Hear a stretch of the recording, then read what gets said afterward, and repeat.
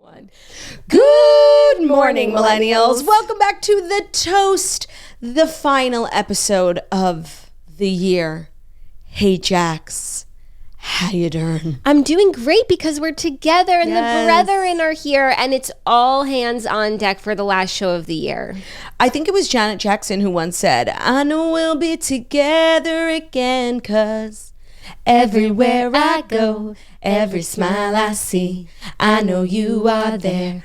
Marshall Anthony. That's how me and Brian sing it, because Brian's dog's name is Marshall, and I don't know why we call him Marshall Anthony, but that's so cute. We put his name. It's like literally, actually, Brian does what you do, like strike day. He puts Marshall Anthony in everything. I love that for him. Yeah, I bet now he'll do Dean Kelly Anthony. Even though Anthony's not his middle or last name, it's just I actually don't know why Brian is obsessed with the name Anthony. He puts Anthony in everything. That's like Joey Camasta puts Marie. Yeah. Is it Marie or Trish? No, I think that's two separate things. Okay. But like he gives everyone the middle name Marie. That's funny. So yeah, you heard it right. Final episode of the year. I had to come down for it. Let's take a look at the year at a glance, shall we? We shall. And I just want to say, because it's the final episode of the year, I'm wearing this sweater that I've actually had for a while and I completely forgot about, or else I would have worn it on the day that she passed. But it's this fabulous Libertine sweater. So if you don't like it, blame Libertine, not me, with images of the Queen. And I thought that you were coming in here because you have watched Harry and Meghan. I have not, because I had the longest day. And I'm like, not Jackie making a statement. No, I didn't think we were talking about Harry and Meghan today because you didn't watch. So then I thought we would talk about it together. But you're like, you know what? I don't know when I'm going to watch. Why don't you just like recap your thoughts on the show? If I knew I was talking about Harry and Meghan today, I would not have worn this sweater, because like imagine just watching like a clip of whatever my thoughts are on Harry and Meghan. It's like, where does she stand? Yeah, no, and it's like, I wonder if this girl's on Team Royal or Team Harry and Meghan. Is this girl biased? So I didn't have time to watch it. Obviously, I was on the plane yesterday, and I've been seeing so much coming out of it. And like, I actually really enjoyed parts 1, 2, and 3. Claudia, that, like, keep the magic intact. I know. I'm seeing so much, and it's like, I feel like it's really going to upset me. And I think I'm just going to stay where I'm at. It was so bad. As far as reasons why they left, we have some reasons. I don't feel like we have the reason. A lot of it didn't make sense to me. There was like so much propaganda and just like confusing stuff and like just like big buzzwords, you know, like misinformation is a global humanitarian crisis. That's literally what Harry said. Yeah. It's like, what are you talking about? Yeah, totally. So I'll talk about my thoughts, but anyways, this sweater is an aside. And actually, Snitch picked it out. She came to my closet this morning because I was asking her what to wear, and she saw the sweater. She's like, "Why don't you wear that?" And I was like, "Why don't I wear that?" Because 2022 for me was the year of the Queen. 2022 for me was the year of the toast. I feel like this was such like not to make similar everything about us. But I feel like, you know, this was a really important year for us. I feel like it was a very transitional year. Yes. The Flamingos joined us. Jackie and I were actually invited on this Power Women Summit to talk about like the business of podcasting. And it's on YouTube if you want to watch it. It's like a lot of like business podcasting stuff. And we talked a lot about our rebrand and more importantly, like your move.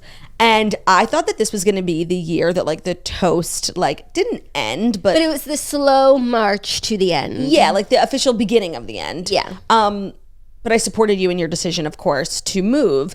And this move has just been so revitalizing for our brand, for the podcast. Lars's party, new beginnings. And I just feel like this was a really good year for the toast. I feel like we got so many new toasters. We blew up on TikTok. I mean, what more can you ask for than blowing up on TikTok? I lost weight. I mean, oh my God. Like, what more could you ask for? I had a baby. Oh, right. That's great. I moved. Yeah, you would have thought that this year would have been like, we're working on some other stuff, so the toast like kind of would have taken a back seat, but no. So I made the journey down. I'm so happy to be here. I slept amazing last night. Woke up literally, you cannot pull me out of bed in New York. Like, I will take a full hour before getting out of bed. I hopped out of bed. I'm like, Harry's awake. And my room is right next to his. Yeah, but that's the thing about motherhood. Like, even though I used to hate waking up, like couldn't catch me doing it. I would always be tired, like no matter what time I woke up, always miserable. Like now when I wake up, I'm tired. I like pee and brush my teeth like with my eyes closed. And then once I get into his room, like I'm up and it's a pleasant experience. He's so fucking gorgeous. Like I just love living with him. I'm like, Jackie, I think it would be kind of cool of you. And it's actually kind of not cool that you haven't. I think like, obviously I talk about a lot. Like having kids is definitely something I want to do. In theory. But like the act of doing it is just so not on like my list of things that I want to do. Like I would like the child to be here. And there's literally a child downstairs. And I just think the fact that you haven't even offered to like, I don't know, maybe we could do joint custody. Like, I think it's kind of rude. He could be your ward. Because like you're going to have more kids. And I feel like you don't like hate the idea of being pregnant. Like you should do that. No, but it's like not fair. Of course, like I've just accepted it, but it's not fair. Like you get to be on your snatchler journey. Right. And you're my surrogate. No. Yes. I'm nice. I'm a good sister. I'm not that good. I know. Actually, I was reading this book and this guy, I won't say the book, but like they're in love and she has a lot of fertility issues and like he really wants to have kids and so she literally can't and so she like leaves him and it's so painful and he comes back with this whole plan and he said my sister actually she offered to be a surrogate and I was like, oh man, couldn't be me. That would literally never be you.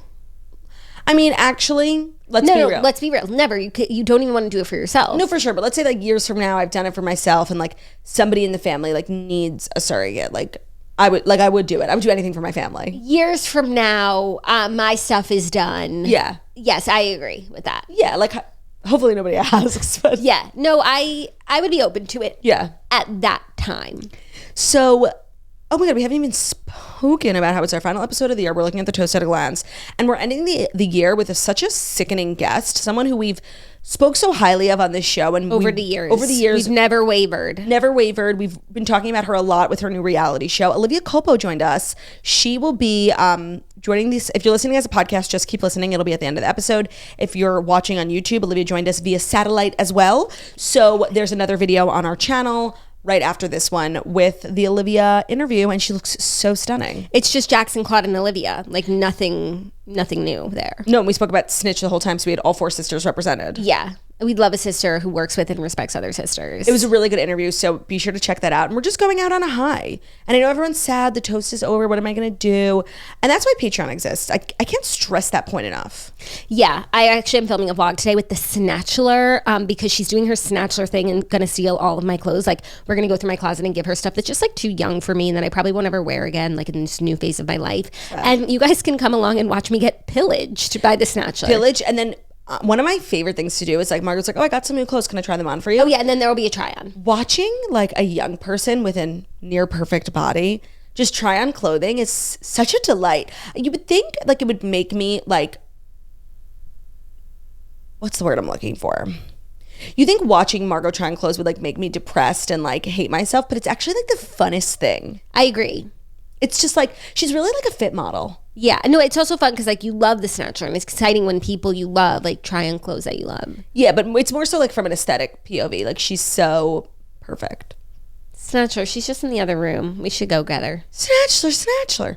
Also, speaking of perfect, yesterday we announced our collab with Spritz Society, our Toast Holiday Pack, which is a variety pack, 2 grapefruit cans, 2 blood orange cans, 2 pineapple cans, 2 lemon cans in a toasty package with a toasty poem. Is available at spritzsociety.com. I know a bunch of you got them yesterday. I'm so glad to hear that, but just wanted to remind you, if you go to spritzsociety.com, the Toast Holiday Packs are available. They make a great gift for someone, and it's a buy more, save more event. So if you get 2 packs, you get free shipping and 10% off. If you get 3 or more packs, you still get that free shipping, but you guys are getting 25% off. So for the toaster in your life, that's a great gift. You don't even have to wrap it because it's already wrapped. With a little bow and everything, and it has all the content that you need to get through the holidays, a playlist that you can scan on the bottom, a little poem by the Strice Brethren.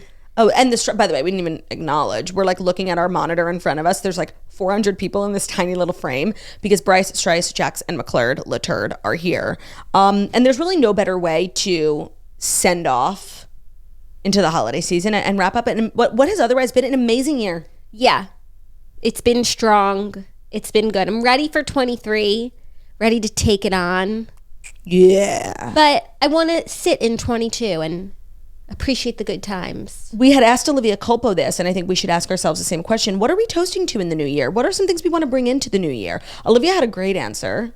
What was hers again? Well, I don't want to spoil it. Oh, okay. What was it? But remember, I was like, couldn't be me. Oh, right. That's what we say every year. 2023. I'm pretty happy where I'm at, honestly. I know, me too. I know, like, that's the thing about resolutions. It's like, if you work on yourself all year long, which I try to, what's a resolution? Like, more of the same? I guess the resolution should be, like, to continue to work on myself. Yeah, to continue the good work that you're doing. 100%. 100%. Yeah. Go viral on TikTok more. Keep on keeping on. Keep on keeping on. 100%. Yeah, I agree. Maybe, like, visiting your sister even more, even though you visit her so much. It's just so fun when you're here.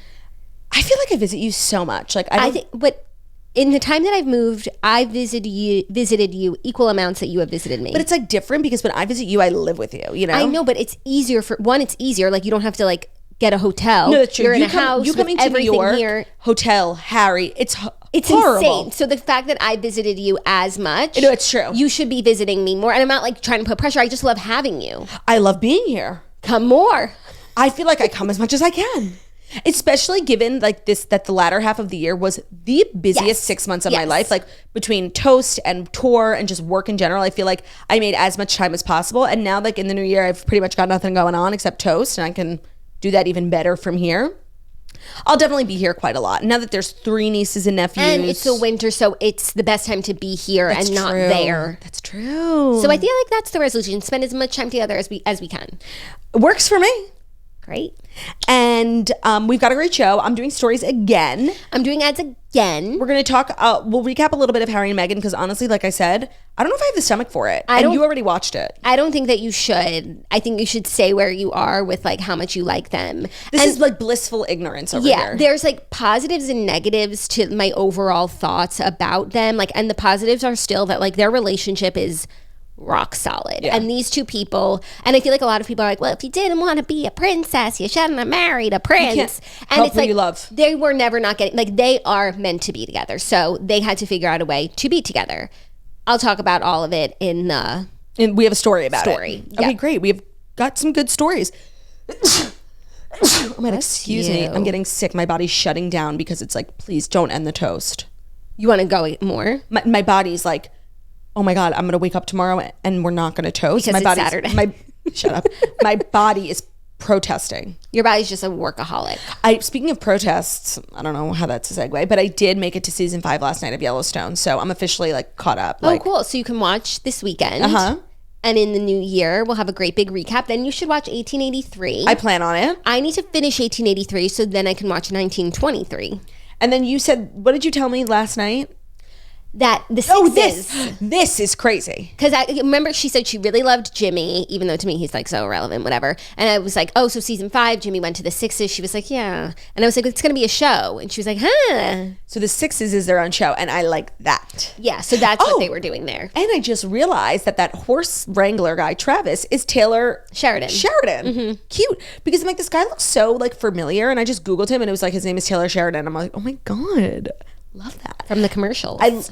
Like, he's always in, you don't watch with commercials, but he's always in the commercials, like, talking about Yellowstone. Oh. I'm like, he does commercials? How did he get this job? So it's been a really fun journey. And so is this year. And I think there's no time like the present, honestly, to just DRI. To get right into it. To DRI. Dive right in. To the Fast 5 stories that you need to know before you finish out your year. Tier. But... McClurdial, yes. Before you dive into these wonderful stories that you've selected, yes, I need to let you know that today's episode is brought to you by Bare Necessities. Okay. You guys, think about the favorite bra you have right now. My bra. Is Bare Necessities. What's so great about it? Chances are it's not anything the bra does. It's more the things it doesn't do. Have weird gaps, show through your t-shirts. Oof to me, because that used to happen to me. Dig into your shoulders. Same thing with panties. You reach for the ones that don't ride up and don't give you a panty line. Your bra and underwear should make your outfit better, not worse. That's what's so great about Bare Necessities. It's one of the biggest online intimate apparel retailers, offering over 140 of the best brands all in one place. They put fit and comfort above all else, so they're all about size inclusivity. Their band sizes go from 28 to 58. Their cup sizes go to AA to O. They go from extra small to 5XL. So with so many options, finding the right bra isn't always intuitive. So they offer a bra fit finder quiz, right? Because which one of those sizes are you? The Fit Finder quiz will tell you. Points you in the right direction in just a few quicks and clicks. Whew. We love Bare Necessities. You know what? There's some things in life that you can really take our recommendation on, and bras and undies are that.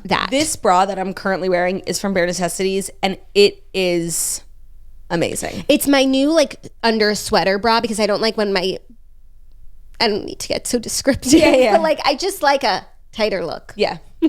Right now, get 20% off Bare Necessities when you go to barenecessities.com/toast20 and use code TOAST20. That's TOAST20 at barenecessities.com/toast20 to get 20% off. barenecessities.com/toast20 and use code TOAST20. Some exclusions apply. MISSISSIPPI. I was going to say, I feel like I'm in the spelling bee. You're literally a Kila. You're a Kila. Oh my God. Speaking of the bee, today's episode is also brought to you by Beekeepers. Beekeepers Naturals has amazing products to help you in your immune support and just overall wellness. It's that time of year, you guys. It's that time of year to get the Propolis Immune Support Throat Spray. Honestly, I started my cold. You guys actually saw the evolution of my cold this week and how it crept up on me. And it went away just as quickly as it came. It never really materialized into anything big and bad. And that's because I use Beekeepers Natural to keep my immunity in check. They use propolis, which is made by bees and backed by science. They are also made with clean ingredients, and they're on a mission to save the bees. Bees are crucial to our planet's health. About 1/3 of our food supply would be lost if the bees disappear. That's why Beekeepers Natural is committed to sustainable beekeeping and pesticide-free products. That is so sweet. Justice for the bees. It was another great day of Beekeepers Natural. Today, Beekeepers Natural is offering you an exclusive offer. Go to beekeepersnatural.com/toast or enter code TOAST to get 25% off your first order. That's beekeepersnatural.com/toast or enter code TOAST. Beekeepers Naturals products are also available at Target, Whole Foods, CVS, and Walgreens, so you can start feeling better every day today. That Propolis throat spray is no joke. I'm so prone to strep throat. I have the biggest tonsils. I really need to get them taken out. And it really will make a difference in how you feel and how you recover. So much of, what's that word, that saying? An ounce of prevention is worth a pound of cure. And this season, especially with everything going on right now, you want to keep your immune system strong. And Beekeepers Natural, those bees are here for you. Okay, wait. I had something I wanted to tell you, and I was going to tell you before the toast, but I needed to shame you publicly. I am shocked beyond belief at the state of your studio. You're such a clean person. There's a lot that goes on in here. No, I know. I have a studio as well. Space. I mean, have you heard of a trash bin? It's hard. It's in the other room. Everything serves a purpose. No, I'm sure of that. But I was just genuinely shocked walking in this room. And that tissue with lipstick is yours, yeah? Yes. Okay, that's the only thing that looks like outright garbage. Not that big pile of ads? No, pile of, what is that? Those Christmas are holiday lights from these are my work supplies. What holiday lights do you need? When I did my holiday toast shoot, everything serves a purpose. So if you want to shame me, you want to work shame me. Sorry that my studio isn't as big as yours. I was shocked. I'm sorry. I was shocked. Queen. I was in tears almost. I'm a hardworking queen. What can I say? So our first story of the day is the video that everyone's talking about is Kourtney Kardashian and Khloe Kardashian sat down for this Vanity Fair interview, and it was full of interesting information. I actually took notes on a few things that shocked me, but it also came out around this time that Dumois released this blind about two sisters from an iconic family who are not speaking. Mm-hmm. So this video just spiraled people into thinking about what's going on. But the story that everyone's talking about, the moment from this Vanity Fair interview, is that Khloe Kardashian will not let her daughter True sleep at her sister Kourtney's house. So Kourtney Kardashian's house is off limits when it comes to sleepovers for Khloe Kardashian's daughter True. The Good American founder revealed during Thursday's episode of Vanity Fair's popular lie detector test web series that she will never let her 4-year-old daughter spend the night at the Kardashian-Barker household. The Poosh founder asked, "Are you ever going to let True sleep over at my house?" And Khloe responded, "Probably not." Kourtney replied by asking if it was because they have too much fun over there. And Khloe said, "No, I don't think we have enough time on this show for what the reason is." But then there was another interview where she said something about True being too young for sleepovers, which I get. Sleepovers at your sister's house? I don't know. She has older kids. She might not be able to keep up with them. Well, no, I think... And it's like a rite of passage to have your first sleepover. I don't think True is there yet, but there's something beyond that because she said she would never allow. So I had two thoughts. The first was like maybe Khloe from her own childhood has like sleepover trauma. Like some people really didn't like sleepovers. They had bad experiences. And like maybe she doesn't want to pass that on to True. Or, and we've spoken about this a lot, and I feel like the Kardashians have spoken about it too. A lot of the girls having like just fundamental issues with the way Kourtney parents, and like maybe they just don't. I don't know how much could happen in one night. I know, and they have staff around. Yeah, I thought that was interesting. Yeah, but I had written down. I think it's two things. I think like if True could go on any sleepover in the world, like Khloe wouldn't send her to Kourtney's for whatever reason. Maybe she doesn't like the snacks that she has, as a bunch of stuff. And two, I think Khloe is like anti-sleepover in general. Yeah, I mean, like if and when I kind of feel children, like they will sleep at your house like all the time, so I can just sleep in. Like that's totally to me, fine. Like your house, Olivia's house, Margot's house. That's not a sleepover. No. A sleepover is with strangers. Yeah, I agree. And when it comes to strangers, like they can all sleep here. By the way, I agree. Like, they can all sleep here. I'll get some bunk beds. I used some to blow love up mattresses. Going to sleepovers, and I couldn't imagine. Like I know there were friends of mine who like weren't allowed. And I was like, oh my God, that sucks. But now I'm like, no, like crazy. I actually saw this woman on TikTok who investigates, she's a police detective, like children's crimes. And she was like, here are things I will never do as a mom, as a police detective who's been investigating children's crimes. And she was like, I will never let my kids have a sleepover. I thought it was really interesting. Okay. And maybe Khloe saw that TikTok. Maybe. And she's just taking it really seriously. Some other takeaways I had from this video. The first was that I had literally no idea Khloe's middle name was Alexandra. Mm-hmm. Did you know that? No. The other thing that I found interesting is that Kourtney watches Yellowstone. Yes. And that Khloe did not like her dress. Kourtney's wedding dress, which like I appreciated her honesty, but it's also then like I kind of respect her decision more because like for me, like I will literally not pick a dress for the opening of an envelope without sending a picture to you guys and being like, are you sure? Are you sure? Are you sure? And Kourtney was like so into it that like even if her sister said they didn't like it, like she still moved forward with it. So at least she felt pretty. Yeah. Apparently they're like critical of her style right now. I feel like her style is pretty like mellow. It's fine. It's like she got really like Travesty, but now she's like found a blend of like, yeah, being like rocker. Even when it was really influenced. travesty, it wasn't that bad. It's just like, it's not my personal style. It's just like more edgy. Yeah. Like, I don't know what the problem is with that. No, me neither. I thought the video was really cute. I like seeing the sisters do sister things. I don't know why they did it. Like, what are they promoting? Khloe was definitely out here promoting Nurtec OTD, the over-the-counter, I know the prescription migraine medication commercials that she's on, because the YouTube video stopped 4 times with the Nurtec OTD commercial, before, during, and after. I should ask my doctor about it. You should. And get the tea on Nurtec OTD. I don't know why they did it either, and I was curious if anyone felt like this just kind of like weird vibe. Like Khloe's usually very, I don't know, she felt like she was feeling like defensive and like a little standoffish. No, it was just like Khloe's usually like very warm, and I felt like it was a little stilted. Yeah. What's the opposite of warm? Cold? Yes, that's the opposite. That's like the vibe. I feel like she wasn't being like classic Khloe, like how she would with like Kris or Kim. Yeah, because I think that's just her and Kourtney's relationship right now. But I think that they are fine. And honestly, if they really had a problem, they would not be doing this video. And I thought it was fun that they were able to laugh at themselves. I thought that they actually asked some like real questions, not just like stupid stuff. Yeah. But then, speaking of what you just said, this is the blind item that went viral. And I feel like if we learned anything last week from like the Ariel Charnas drama, is like, just take anonymous gossip on the surface. Like, it's not that deep. If at all.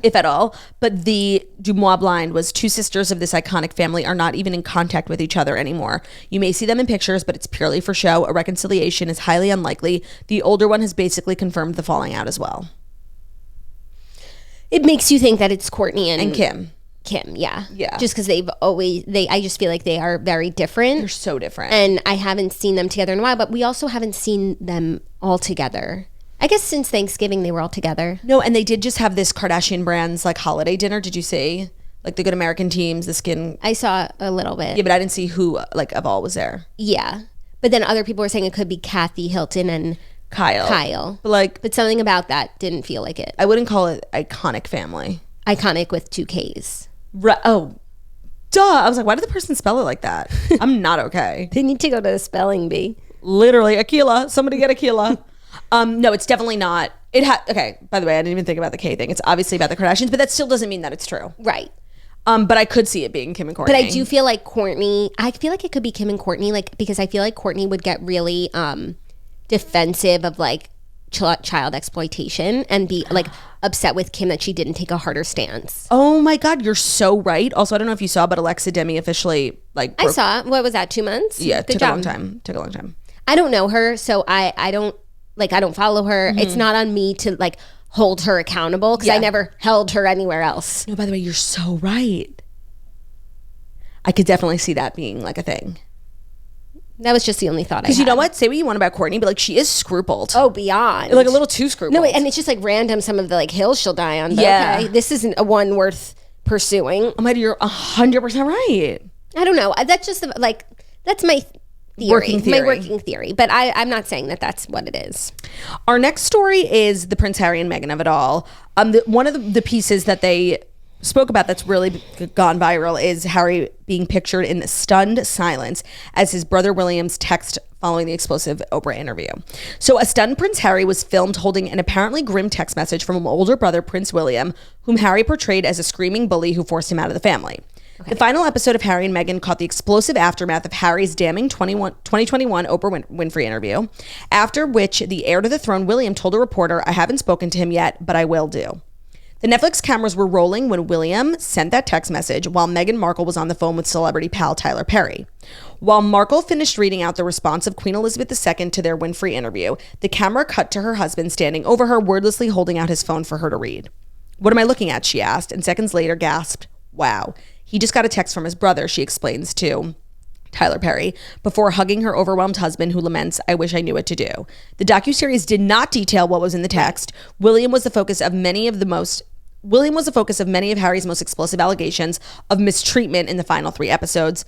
The acrimony started with William apparently breaking a pact not to let their teams trade negative press stories about each other, which Harry called heartbreaking. Okay, let me get into it because I felt like the whole storyline was fraught with contradictions and missing pieces. So the big question that I've always had is like, what was so bad that they had to leave? Why did they leave, and why did they do it the way that they did it? So the documentary pretty much says this.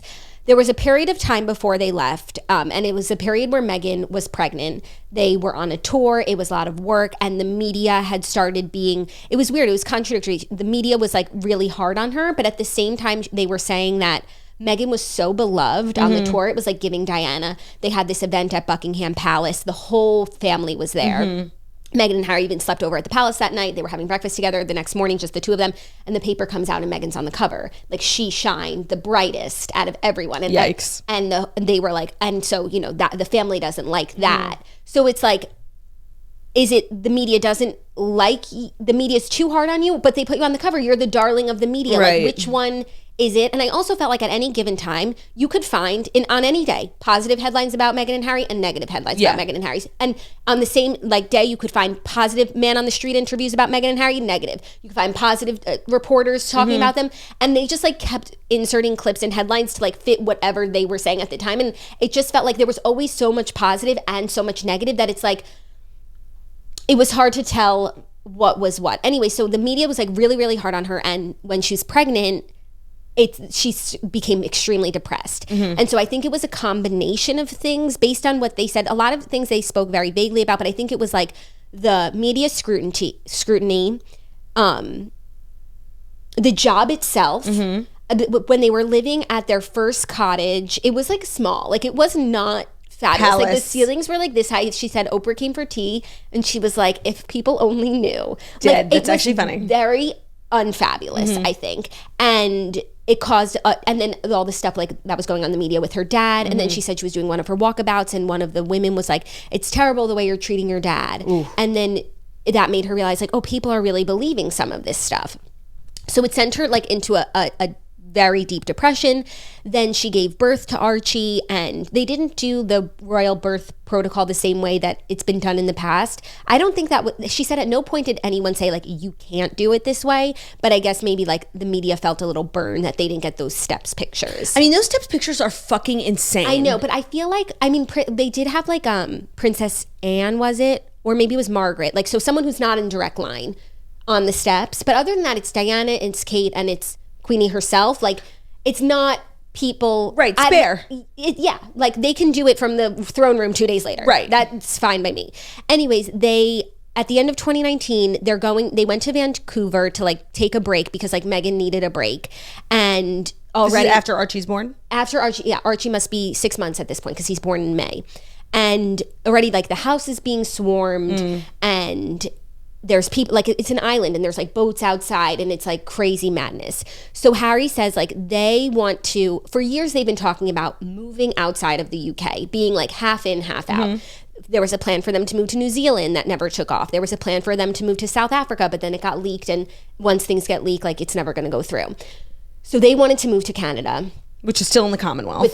And they still want to work for the Queen. So he writes a letter to his dad, like saying, we want to move to Canada. Like, this is our plan. If it doesn't work, we will relinquish our titles. Okay. And then that letter gets leaked. And it's like, so that, I think that was the first, I'm trying to like also follow it in the way that I remember it. That was like the first thing of like Meghan and Harry are stepping down from the family. They're half in, half out. So then they go to the UK. They have this meeting with the Queen and everyone. I think only Harry was there. And they offered 5 options. One option being like, everything stays as it is, like you stay in the family. 5 being like, you have nothing. So like a spectrum. A spectrum. And he chose number 3. Oh, so smart. Somewhere in the middle. Then after that meeting, there was a report in the press that that William had bullied Harry out of the family. And up until in the documentary, they never mention anything about William and Kate, their treatment in the family, and that being a reason why Meghan was like so unhappy and why they had to leave. Ever, not once. So I'm sitting here being like, oh, so that report is like very untrue. Right. And the royal family is like in a tailspin right now. Like 2 members are like leaving. There's a report that the brothers are fighting. So they immediately issue a statement from their joint office without consulting Harry saying these reports are untrue. Like there's no bad blood between the brothers. And that's when Harry says, wow, they were willing to lie for William, but they never were willing to tell the truth to protect us. So it's like, I understand that frustration. It's like all this time with all the stories about Thomas, like Meghan could never say anything. They could never tell their truth. No, that's frustrating. But in 5 seconds, they'll put out this quote unquote lie to protect William. But it's not to protect William, it's to protect everyone. It's to protect everyone. Like they're in free fall right now. And according to what I've been watching this whole time, William didn't bully you out of the family. You've never spoken about him. You know what? So if the reason why you guys were so unhappy, if part of that had to do with like William and Kate's treatment, and you're sitting down to do a documentary, like say it. Because then don't say that them putting out that statement was a lie, because I'm sitting here saying, where's the lie? No, the only thing they said even in the first part is like the first time they met, it was like a little formal. Yes. That's all they said. So then after they put out that statement, like Meghan and Harry were flabbergasted that they would run so quickly to William's defense. It's a kind of an overreaction. And they went AWOL. Like they... Oh, that was it? Like that's what sent them over the edge? That was what sent them over the edge. And they said, we're leaving the family. They were in Canada. They're packing up their things. Can I say something? Mm-hmm. I feel like when they were in it and like they had a baby and they were like very anxious and she was dealing with, mental health. Like I feel like perhaps they not overreacted, but like maybe overreacted, and like, now they're like trying to justify, but like now when you look back in hindsight you think like, oh, was it that bad? But like when you're in it, it's like, oh my god, we have to get out of this situation, right? Because you never, like, I think for Harry, and everything really is, I think Harry's doing because he's the only one really who has the he's the only one who could make these decisions. Like I think he would never have done it without Meghan. Like she showed him that he could do it, but it really kind of now looking back, like feels like he always had one foot out the door. And I never realized like how much trauma he has from his childhood. Mom. Everything comes from Diana, really. And I think with everything, every day with Meghan and everything that happens to her, he just sees it through the lens of like how it can end up like Diana. And so when he sees like something's like going badly and Meghan's not doing well, he's like, I'm removing my family from this. No, and you know what? Meghan not doing well. I'm sure a psychiatrist would diagnose it, but he's trying to be the person that like his mom he wishes never had. His mom had. Yes. No, and honestly, Meghan's mental health and like her depression, and I know she had suicidal thoughts, like that's reason enough. Like they should have left. Yeah. But I don't know why on the way out and now even they feel the need to burn everything to the ground. So here's the thing. So they left, remember, and I feel like everyone was pretty, I mean, obviously there's always people who are not, but on the whole, pretty respectful. I feel the Queen was still like, they're doing what's best for them. I'm sure that, everyone, the family behind closed doors were pissed, but like everyone was still acting right. And like, this is a okay, happy family thing. things went south at the Oprah interview. Yeah, of course. That's what changed everything. And they spoke about it a little bit, but I think that I think they have regret. Also, the Oprah interview talked about a lot of things, and Megan said, she was like, I thought the big takeaway from the Oprah interview would be like my mental health struggles. No, it wasn't. It was the race. Yeah. And then in this documentary, they didn't mention that comment again. They didn't mention like any racist actions or from the family. Feelings from the family. Like there was nothing about the family. So except for the brooch, but that was an irrelevant from ugly. the family. Yeah, the core. Yeah. So it kind of was telling a different story than the Oprah interview, and it kind of felt like they were backtracking a little bit.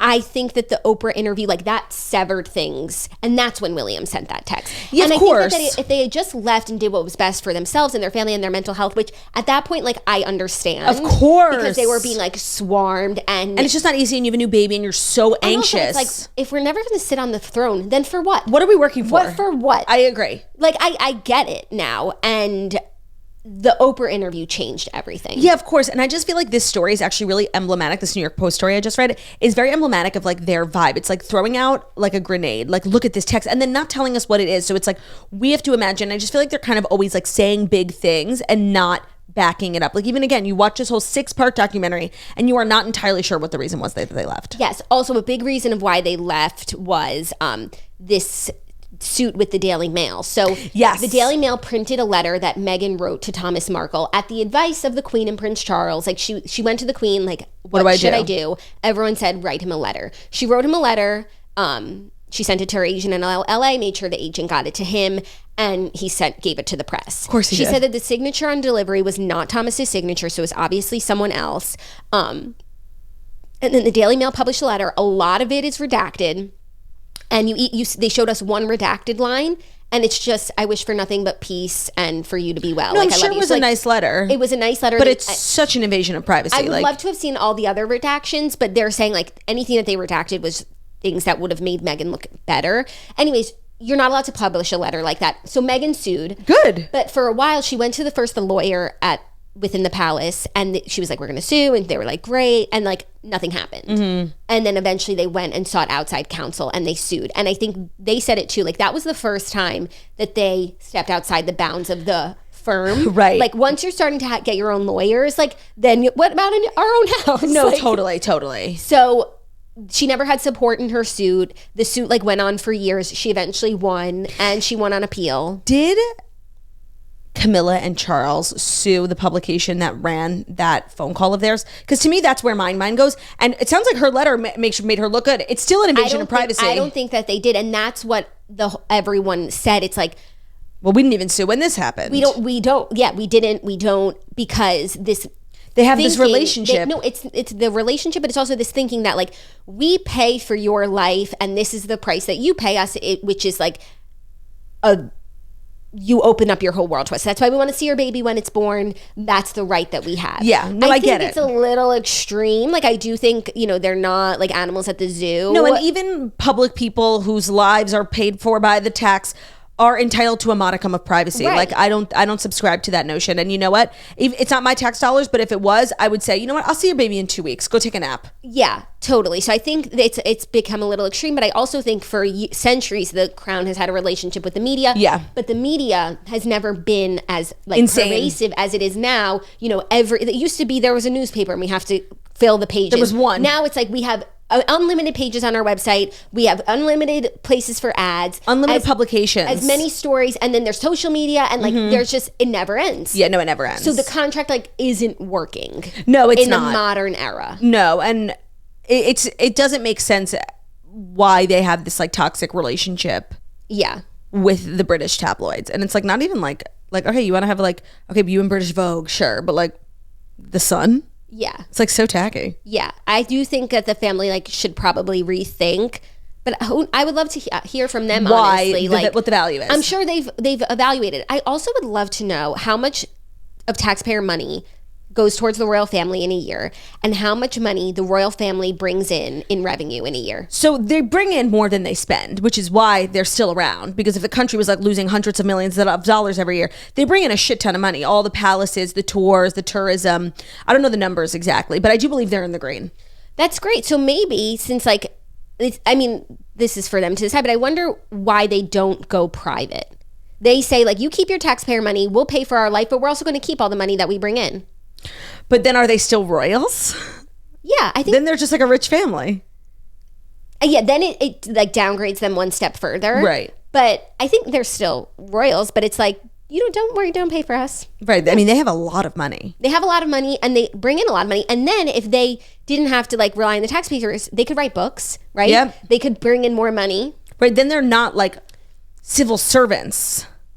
No, but they could still be civil servants, but then it's like a charity. No, but I think like the actual term civil servant means like a politician is a civil servant because his salary is paid for by taxpayers. Yeah. Well, they could have a salary by like, you know what I mean? I wonder what the argument is against that. I just think they sound think off in it's the comments, please. They think it's like a step down. Yes, and it would be like one step further towards the end of the 100% monarchy, but like this is not sustainable. It ain't. Yet William and Kate and Charles and Camilla like seem okay with it. Yeah. I mean, Charles and Camilla like went through it. No, I think now it's they're also just like nobody cares. It's a matter of hiding it better. I think the job is really hard no matter who you are. Yeah. And there are really fun parts of it and there are really horrible parts of it. So it'll be really interesting when like George gets married. Right. So I thought that it was confusing still. And I think the Oprah interview, when it first came out, was a bombshell. Was a bombshell, and Beyonce texted her. I think it caused irreparable damage with the family. I don't know how much it changed hearts and minds. I think that they did it. She said they did it because of everything that had happened that year. And I think she meant more so about what everyone was saying about them that year. Like they left the family. And so she wanted to like clear the air. But I think it just gave more air to, you know, if you want to go and be private and live your life, go for it. But it's uncouth to trash the whole family. Agreed. And the whole country and the whole system. No, honestly, I don't think I'm going to watch it. And also I feel like I just watched it. And then they had this whole thing about like hate, the trolling and the hate that Meghan was getting. And it was so confusing. They had this agency that like evaluated 114,000 of the tweets about Meghan, just a pool of tweets. 70% of them were hate tweets. And of that 70%, they were only coming from 80 accounts, like 80 troll accounts. And then they said that it's all like white housewives, these 80 women, and one of them was Samantha Markle. Dead. And it's just like, okay, so out of all the hate that Meghan gets, like it's 80 people. Fabulous. But I didn't understand what point they were why trying they're to make. sharing that. I think that's good news. Yeah. And then you can like block those 80 accounts. And they were like troll bots. Right. Why is Meghan worried about bots? Like, no, that's weird. It was really, there was like a whole section of that. It was really fucking weird. That's and it was like this weird data agency that like polices like misinformation. I'm just like, the fuck is this? No, that's beyond confusing. Well, thank you for your thoughts. I appreciate you. And let's move on to some Chrisley news. But overall, they seem so happy. Yeah. And they just are home in Montecito with Meghan, Harry, Meghan's mom, and the kids, and the two kids and the two dogs. Fabulous. And it seems like that's all they've ever wanted. So I hope they're happy. It's the one you got. Yeah, I hope they're happy. It looks like just a peaceful, idyllic family life. Stunning. So I guess that's that on that. So there's a lot of like custody drama going on with the Chrisleys because Khloe's biological mom has entered the chat. So do you know who Khloe is? Okay, so the Chrisleys have a bunch of kids and their oldest son has a daughter. Her name is Khloe. And for the last couple of years, Todd and Julie have been raising her. The mother has like really never been in the picture, but now she's wanting in because Todd and Julie are going to prison. So prison-bound Todd Chrisley emphasized that his adopted daughter, so they adopted her. His adopted daughter, Khloe's biological mother, surrendered her rights to the 10-year-old and should not regain custody. He said, It's ironic that her biological mother would come forward now that she has not been in her life since 2015, and Angela Johnson surrendered her parental rights in March of 2017, and we never heard from her again. He said that on a podcast. The former Chrisley Knows Best star explained that he and his wife, Julie Chrisley, legally adopted Khloe, so it's up to them to decide who gets custody of Khloe after they begin their collective 19-year prison sentences. He continued, "We're not going to discuss who that's going to be because we don't owe that to the world, and that's our private matter. At the end of the day, Khloe's family is who Khloe has been raised with. Her life is going to be as unaltered as it possibly can be, on what Julie and I have the ability to control." Todd continued to go off on Johnson for legally giving up her parental rights to the child, asserting that she has no more rights to Khloe than a stranger on the street does.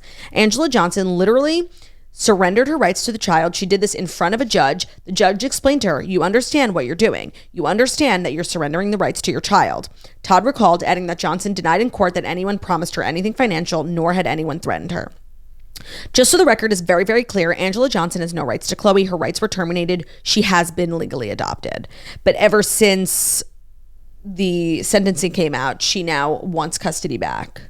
But like, who will get custody of Khloe? What about the dad? He's troubled. Their eldest son was on the show in the beginning, then went MIA. He's definitely troubled. I think he struggles with like some substance abuse. Do you think that the Chrisleys could serve separately since they are parents, technically? I mean, technically they can, but then they'll never see each other again. Yeah. You know? Yeah. I mean, Savannah is somewhat of age. Chase is somewhat of age. And their eldest daughter, who has children, probably sounds like the best option. But like, she has a very complicated relationship with the family. Yeah. She's like spoken out about them, and then they were on good terms, and then she's spoken out again. So she seems like the perfect person, because she actually seems like she has her head screwed on straight. But I don't know. Like, what do you do with Khloe? I don't know. It's really sad. Yeah. Hopefully, like someone. I mean, it sounds like her mom is stepping up, but it's not that easy. No, and I don't even know if I would like feel good about leaving, even it is her biological mom, but like she literally gave her up. Yeah. How old is Khloe again? She's mad cute. She is, I think, 10. Damn. 10-year-old, hopefully like yeah. one of her siblings or like half siblings, you know. Yeah. I think Chase, if I recall, I think maybe he's engaged. So like someone who's like settling down. Savannah is settled. I think there's like a decent amount of options, but they're young. Yeah. Lindsay, the daughter, is the best option, but I don't know what her relationship is currently like, because who lives the closest to the like where the Chrisleys live? That way she doesn't Khloe have to could like go to same school and stuff. Yeah, I don't know. This is really sad. The Chrisley thing, like the more I think about it, is like so crazy. Mm-hmm. So it's like a really long sentence for a nonviolent crime. Yeah, that's really sad. Our fourth story is crazy. Is it the crazy fourth story that's brought to you by Origins? It is. That's such a weird coincidence. I know. Well, that's because Origins is the pioneering nature-infused skincare brand that has elevated gift sets that will surprise and delight everyone on your holiday shopping list. They will surprise and delight. Delightfully talented. Origins creates transformative skincare with naturally derived ingredients to noticeably improve how skin looks and feels. Origins has a history of commitment to our planet by reducing waste and caring for our natural resources. All of Origins holiday gift card sets are plastic-free, recyclable, and sourced from responsibly managed forests. And for every tree harvested, new trees are planted. To date, the brand has planted over 2 million trees around the world. So you can feel good about the gifts you are giving this season from Origins. You're giving the gift of trees as well as the gift of wonderful skincare, of course. As Gia Giudice once said, it's a season of joy. It's a season of trees. Lol. Origins has amazing sets that you can get. They do. Do you want to hear about them? I would love to. They have the best seller set, which is the fantastic favorites, 6 best-selling essentials from cleanser to moisturizer, size to go wherever the holiday takes you, which is like, is it going to take you to your sister's house? It might. Fucking should. It should. I'm sorry. So you can stuff those stockings with Origins. It freaking should. They have the Mask This Way, which is a 5 mask starter kit. The Masked Starter. Similar to the Masked Singer, but it's just for using in your bedroom around the holidays and bringing 72-hour hydration. Then they have All for Youth, which is a plant-scription essentials to cleanse and pump. Stunning. And they have their all-time essentials, which are their favorites to brighten, refine, renew, and rejuvenate. Get Origins gift sets today, available at origins.com. Stunning. Also, I have to let you know that today's episode is also brought to you by Diff Eyewear. Now, stunning. Some people ask me how I can be so positive all the time, and it's because I'm blocking out the haters with Diff Eyewear. No, for me, like, I'm blocking out toxins. I'm blocking out toxic people. I'm blocking out negativity. I'm blocking out haters. And I'm doing it with Diff Eyewear, which is stunning, well-made, and affordable, stunning sunglasses, and just eyewear in general. I love a little luxe touch in my life. And Diff, so Moira. You're literally Moira Rose. Should Moira Rose do the Diff Eyewear? You're doing Moira Rose at Erblinger. You're like, I love a little luxe touch in my life. And Diff Eyewear helps hit that spot. Whenever I want to embrace some seriously deluxe celeb energy, I pop on a pair of sunnies from Diff's luxury Iconica line. The Iconica collection is super elevated, all premium and total modern luxury vibe. Featuring 6 styles in multiple colorways, these details are the definition of contemporary chic. I just got a bunch for my trip to Belize, and they're so Belize. Yeah, I'm going on vacation, and I'm bringing my Diff Eyewears with me because you know what? I don't want more wrinkles when I'm just like blocking out the sun. No, I'm gonna Let's talk about the number one hater, the sun. I'm gonna be outside all day. We have like a booze cruise. We have like a million things planned, and I just want to have like glasses that I can, like, they're durable. Like I don't have to be so concerned about them. You jump in the water. You could jump in the water. Exactly. Yep. The holiday shipping cutoff is only a few days away, but there's still time to shop for chic shades for everyone on your list. Best of all, only on the Toast can you score an extra $10 off right now. Amazing. This is an Iconica-worthy exclusive offer just for our loyal toasters, of course. Use code TOAST at checkout now for an additional $10 off your offer. $10 off your order. So hurry on over to diffeyewear.com to wrap up your luxe holiday shopping. And again, you get $10 off with code TOAST, or you can even gift yourself a little something Iconica for 50% off. And don't forget to visit diffeyewear.com/toast for a chance to win $1,000 cash and Diff Sunnies for a year.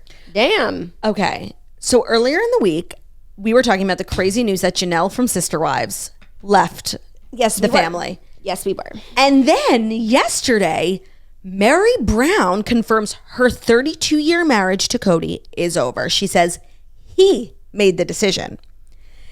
It's over for Meri and Kody Brown. In People's exclusive look at the first Sister Wives one-on-one episode airing Sunday, Meri confirms that her 32-year marriage to Kody 53 has ended. During her conversation with host Sukanya Krishnan, Meri watches a clip of Kody saying he doesn't consider himself married to her. He said, if she wanted to move on and marry another, she wouldn't get an argument with me, he tells cameras in a confessional. Sukanya then asks Meri how it makes her feel to hear those words from her husband. She said, it just doesn't make sense to me that he would be so frustrated with Christine and be like, she made this decision. We didn't consult. We didn't talk. She just made the decision to leave. And then he says, no, I don't consider myself married to Meri. Like, he just made the decision. I've never heard him say that to me.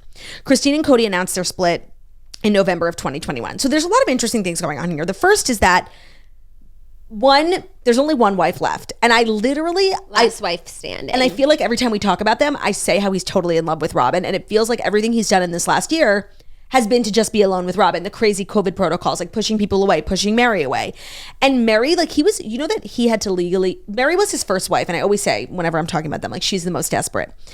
And he was the only one she was the only one who he was legally married to. Like, they were married in faith to the others, but you can only be married to one person in this country. And he divorced Meri so that he could legally marry Robin, the new one. So it was like, he's just like time after time treated Meri so poorly. Meri also went through this like weird scandal where she was like catfishing someone. Like, she was a unique girlie. She was going through a lot. So after all of that, he's still the one divorcing her, or like leaving her, because they weren't even technically married. Yeah. And now he's alone with Robin, which is all that he wanted. And my question is, where do we go from here on the show? Sister wife? Maybe, I mean, it sounds to me like this man can't be happy with one woman, so he's going to get sick of Robin. He's going to have a new hot thing. Yeah. Then the cycle begins again. Robin will be the new Meri. Robin will do. That's so well put. Also, I don't watch any anymore, but this most recent season, like, apparently he was awful to her, like saying the most mean things about her in his confessionals to the other wives. And so I think a lot of people saw this divorce and was like, oh good, she saw what he said this season and left. Like, she still didn't leave. He left her. Oh my God. Like, it's so... Sorry, it's pathetic. Yeah. But regardless, she's out. Everyone's out. Force her. What's so crazy though is that, like, they're this big blended family. They have 1 million kids, and like them breaking up, like, because they're not legally married, like, all the women, like, it literally takes a day. Like, marriages end in years because of divorce, but they already went through the divorce, right? And like, when they liked each other. I don't know how you split up a house or anything like that when you're not legally married. And he's not legally married to any of them now except for Robin. It's whoever's name the house is in. I bet it's in his. He's a prick. It's just, it's an interesting type of divorce when literally none of these people are actually married. I'm sure that's what will be on the show. Oh, I would like to see a show with the new ladies, like readjusting to normal life. I wonder if they're going to enter into, like, obviously they're going to date and stuff, but do they plan on entering into polygamous marriages again? Like, I wonder what their POV on this experience was. Like, would recommend or would not recommend? Depends on the man. Kody is the man, and I don't think anyone would ever want to be married to him ever again. I just can't believe, like, I started watching Sister Wives in high school, and the second I saw Robin, I knew. I hate to be right, you know? It's like that time I saw Little Mix perform, and I literally said, they're going to break up, and it's going to be Jesse's stories. Add it to my list of stories, because I saw them perform in like a really small intimate concert. I was like an intern, and I literally said it to you. I said, Jesse's going to be the problem, and this band is going to break up. And that's exactly what happened. Sometimes I'm clairvoyant, and then sometimes I'm totally off. Totally. Where's the Claudia's repeated stories? There, Little Mix. That's definitely one of them. Oh my God, there's so many. So how many there are? If there's so many, maybe there are none. Because how can I be so like repetitive? a lot of stories. Sorry, I'm a storyteller. It's what I do for a living. I'm a storyteller. Our fifth and final story is some casting news, because Where the Crawdads Sing star Daisy Edgar-Jones has been cast to play Carole King in the adaptation of the Broadway play about Carole King called Beautiful. And people are like a little like upset about it. So Daisy Edgar-Jones is going from Where the Crawdads Sing to singing as Carole King. That is a mouthful. The actress, who's 24, oh my God, I don't know why I thought she was older, has been cast to play Carole King in an upcoming film adaptation of the Broadway musical Beautiful from Sony. Variety reported Thursday it'll be directed by Lisa Cholodenko, who made the 2010 movie Kids Are All Right. So people are upset because Daisy Edgar-Jones is not Jewish. And Carole King is like notably Jewish. Is she? I didn't know she was Jewish, but I also like don't know her. By the way, took the words right out of my mouth. Like, I believe that she's Jewish, and I believe she's like an iconic Jewish woman. When I tell you, I have literally no idea who she is. Like, there's that song, you gotta get, from the commercials. Like, I don't know it well enough. No, the one that I think I know is, and tell me if I'm wrong, but I think Taylor Swift performed at her Rock and Roll Hall of Fame induction ceremony and sang, "Will you still love me tomorrow?"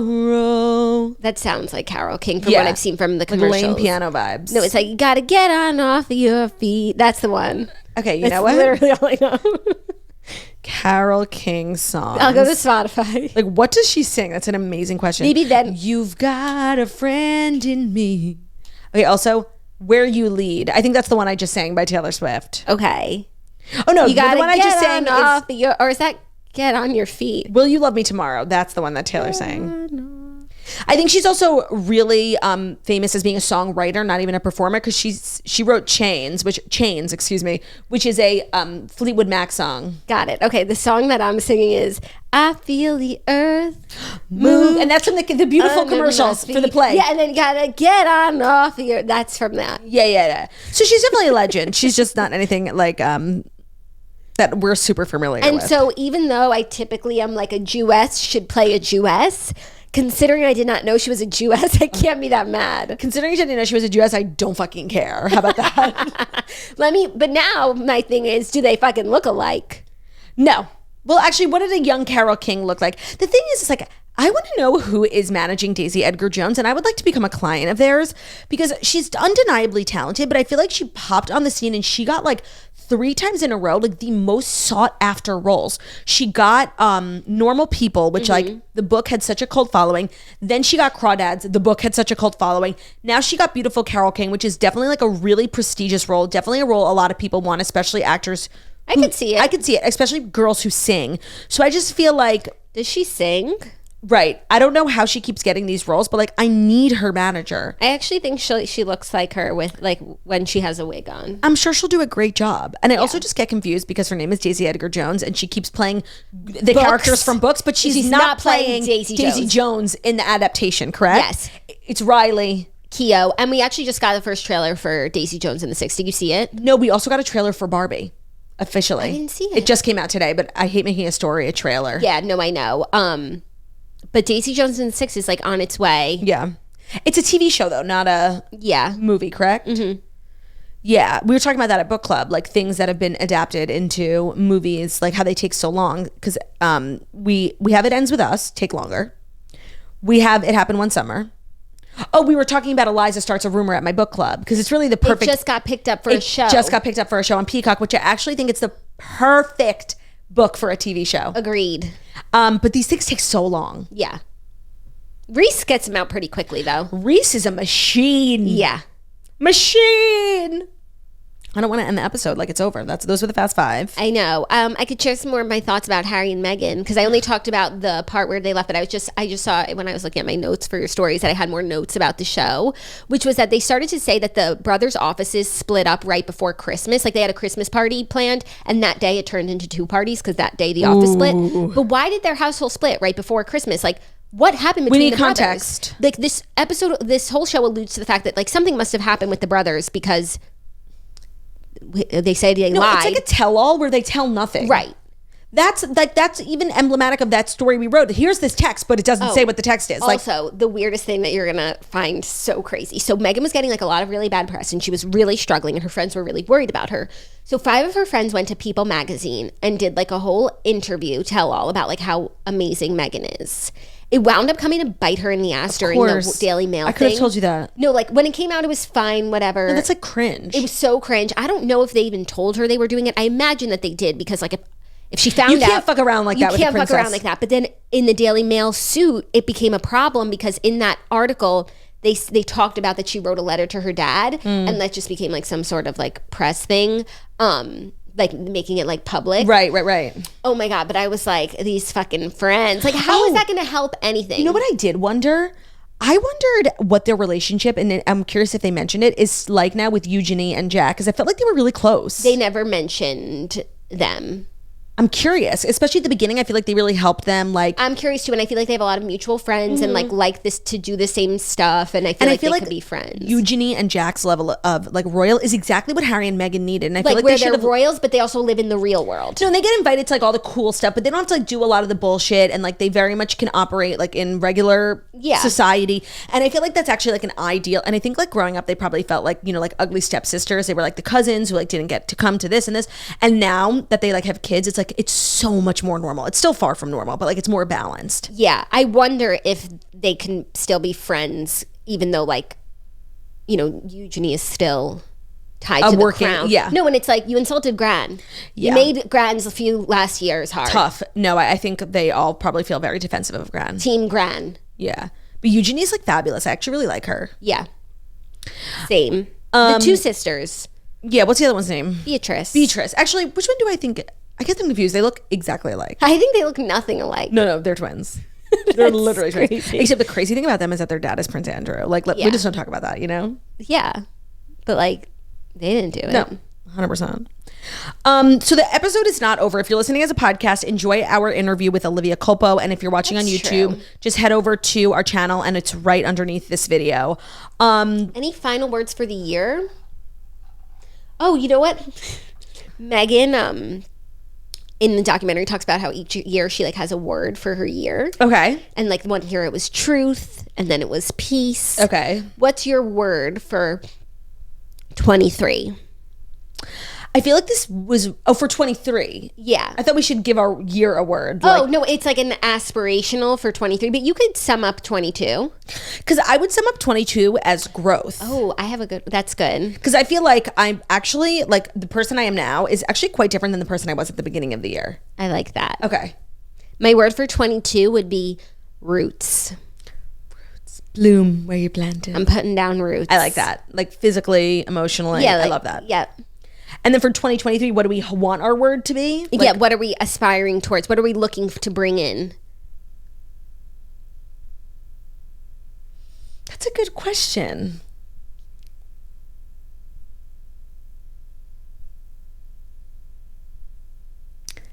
It's a hard question. I don't know. I know.